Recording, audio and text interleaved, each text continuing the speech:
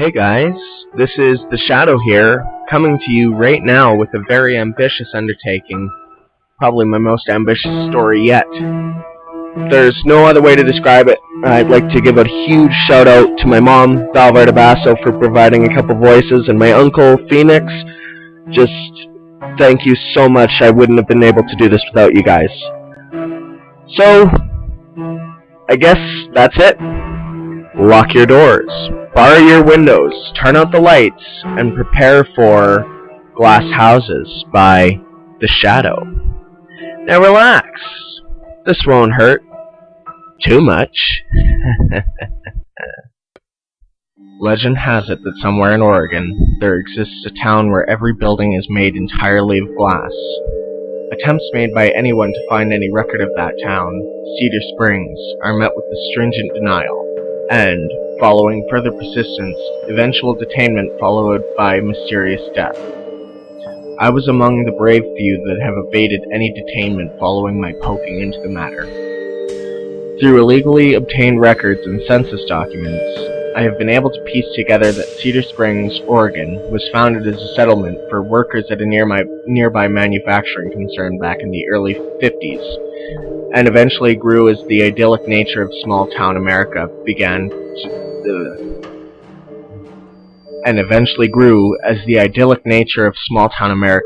sweep the nation. The apparent growth of this town led, of course, to an increase in crime, which led to an odd proposition by city officials. In 1968, everything in the town was shut down, and by early '69, all of the townspeople, businesses, and the like had been relocated several miles south, where the new and improved Cedar Springs had finished construction. Now, this may be hard to believe, and if you were to tell me this, I wouldn't believe you either, but I've seen it with my own eyes. The Crime Suppression Initiative was born out of the old saying, people who live in glass houses shouldn't throw any rocks, and literally applied. In the old Cedar Springs, there was a little over 1,000 residents, with about 500 to 600 new homes. There was a little over 1,000 residents, with about 500 to 600 homes. The new Cedar Springs was the same, but with the total of 600 homes, and 30 of the local businesses being constructed entirely out of glass. The idea here was that no one had anything to hide, so why not live for the entire world to see you? In addition to the glass walls, nearly every home that belonged to local business owners was outfitted with state-of-the-art CCTV cameras. A few residents complained initially upon learning of these cameras, but ceased shortly after, probably having been paid off by city officials. The amount of homes constructed would house every resident and their families, and the few vacant homes would be filled when the manufacturing concern would hire new people. As with every new change, people may not accept or agree with it at first, but eventually come to live with it. This was the case here. The crime rate fell nearly to zero, with occasional break-ins and robberies being committed by outsiders. When it was further decided that no outsiders, with the exception of the few new workers, be allowed to take up residence in the town, the crime rate fell to absolute zero, but the local economy hit quite a considerable slump. With no visitors to the town, the two inns that previously did reasonably well went straight out of business, and the residents that worked for the hotel, being jobless, were forced to leave, sometimes leaving them with mere hours to pack all their worldly possessions and get out. By the mid-70s, the town had become more like a military compound, with guards permanently stationed at every entrance road into the town. By that point, most business owners had closed up shop and headed for greener pastures, as living in a near-communist level of town was detrimental to both their livelihoods and their personal health, with stress levels creating an epidemic of health issues, including hernias, ulcers, hemorrhages, and a surprisingly high amount of aneurysms. This went unnoticed by city officials, until they started to feel the pinch. With less taxes being collected, the town treasury was wearing thin. Now, rumor has it that the town council was pressured by this, so they had to come up with a new idea to make money. In February of 1975, there was a spike in mandatory life insurance policies issued to the employees of the manufacturing plant, and that coincided with a record high amount of worker accident mortality rates. Some say that they heard from someone who heard it from another person who heard it from their great-aunt's best friend's mailman's assistant that near the beginning of March 1975, those who saw the few city officials that still walked around from time to time could swear they had changed, seemed to wear more expensive clothing, had bigger houses, ate out all the time, and etc. Now, remember how I mentioned about the CCTV cameras being in some of the homes?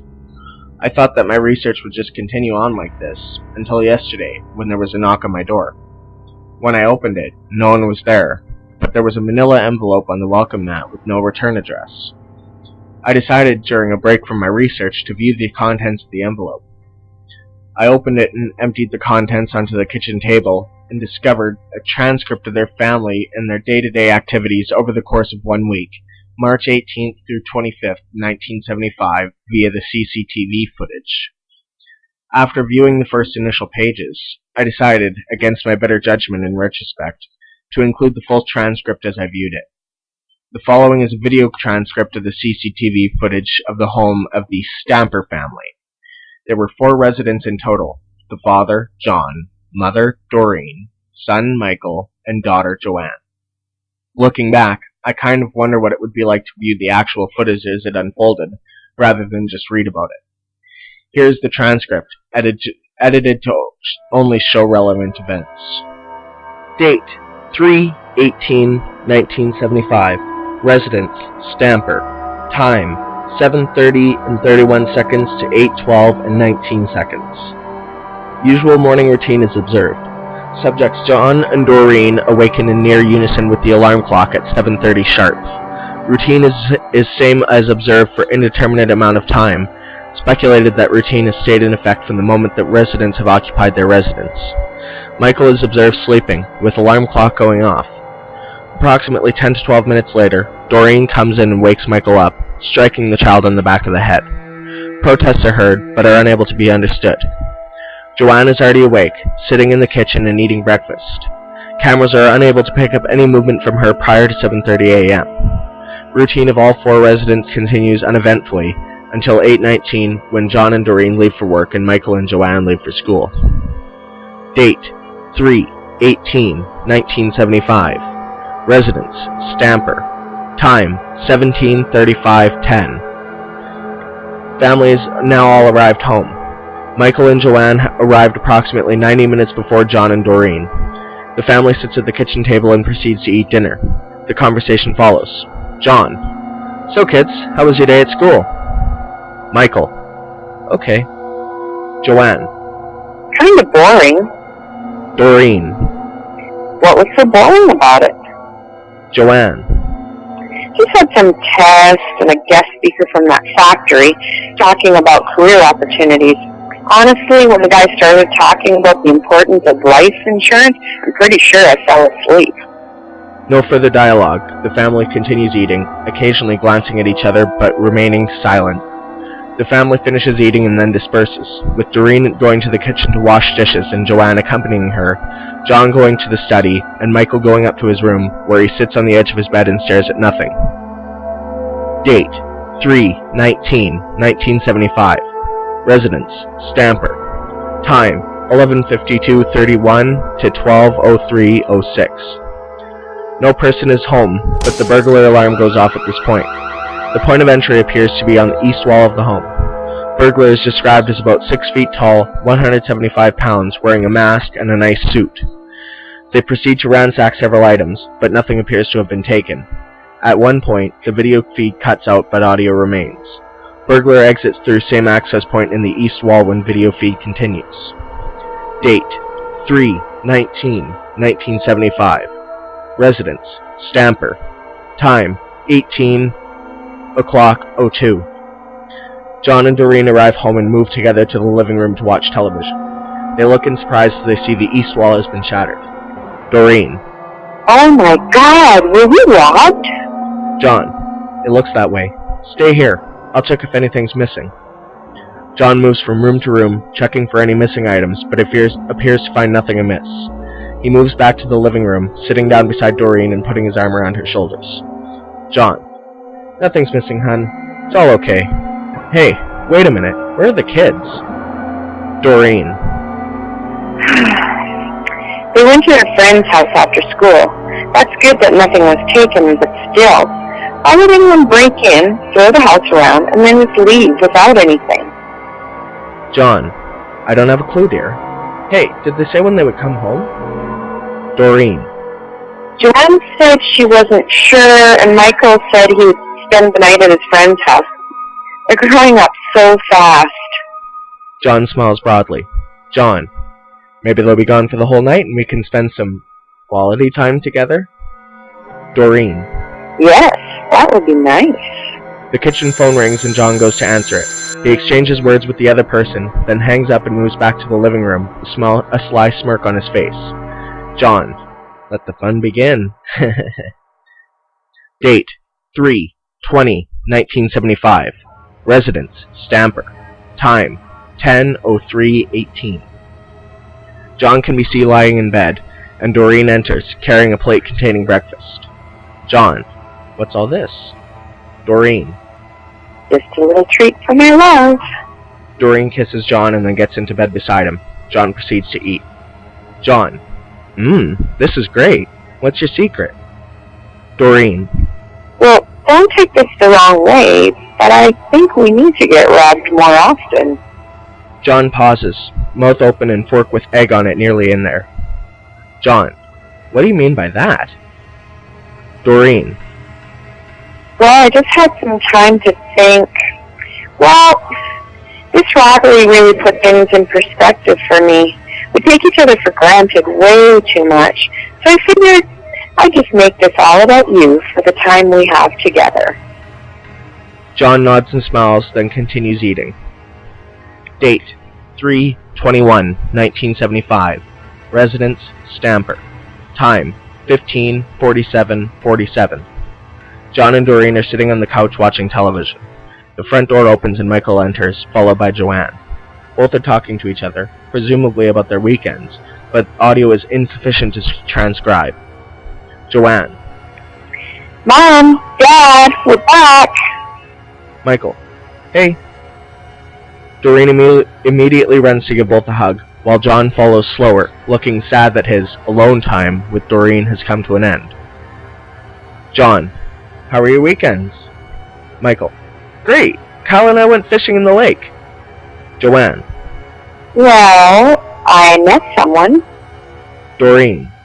Oh, what's he like? Joanne blushes, then begins to walk away. Joanne. He's nice. Bye! John looks at Doreen, clueless. Michael. Hey, what happened to the living room? John. Nothing really. Michael. Really? What happened? Doreen crouches in front of Michael. Doreen. Well, it looks like someone broke in. Nothing's missing, though. We're still safe. Michael runs up to his room, looking panicked, locking the door, despite it being made of glass. Date, 3/22/1975. Residence, Stamper. Time, 9:32 and 10 seconds. A police officer arrives at the front door and knocks. Doreen, the only one home, goes to answer it. Doreen. Oh, hello. Please come in. Officer. Thank you, Miss Stamper. Doreen. Doreen, please. The officer is a regular at the store John and Doreen own. They move to the kitchen and sit at the table. Doreen. Can I get you anything? Coffee, tea, water? Officer. No thank you. Let's get down to business. Are you able to describe the intruder? Doreen. No, it happened when we were out. The officer surveys the rooms and notices the camera. Officer. Are those cameras hooked up and recording? Doreen. Yes? Why do you ask? Officer. Well, if I can get access to that footage, I may be able to catch a burglar. Doreen. That's a great idea. I guess neither John or myself thought about those cameras. We don't even notice them anymore. Audio and video cut out for approximately 15 seconds, and when it is restored, the officer is on his way out the door. Officer. I'll see you around, Doreen. I'll let you know as soon as I can if I find out anything from the cameras. Doreen. Thank you so much. See you tomorrow. Date 3/24/1975. Residence Stamper. Time 19:22:0 seconds. The officer comes running up to the door, looking unsettled. Doreen is already waiting along with John. They have the door open as soon as the officer arrives. John: what happened? Did you find out anything? Officer: Well, I did, but I don't know if you'll be wanting to hear it. Doreen: Tell us anything that might be able to help. John: yes, we need to know. Officer: I looked over the tapes, and I saw the intruder.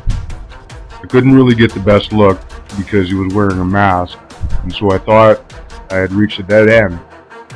That night as I was leaving the station, I happened to notice one of the city council members leaving town hall. He looked really familiar, but I couldn't tell where I'd seen him before. As I got in my car, I took a look back, and then it hit me. That was the man who broke into your house. It was the suit. John and Doreen look at each other, shocked, Doreen gasping slightly. Date 3/24/1975. Residence Stamper. Time 21:10:59. John and Doreen are sitting at the kitchen table, still discussing what they learned from the officer. The sound of glass breaking from afar can be heard, and the conversation halts. Doreen: What was that? John: I don't know. We should check it out. Both John and Doreen leave the kitchen and go to the living room, which has a clear view of most of the neighborhood. They gasp in unison as they see armed police officers clad in riot gear, all wearing helmets that make them completely anonymous, going from home to home, dragging the residents outside on the front lawn where they are beaten.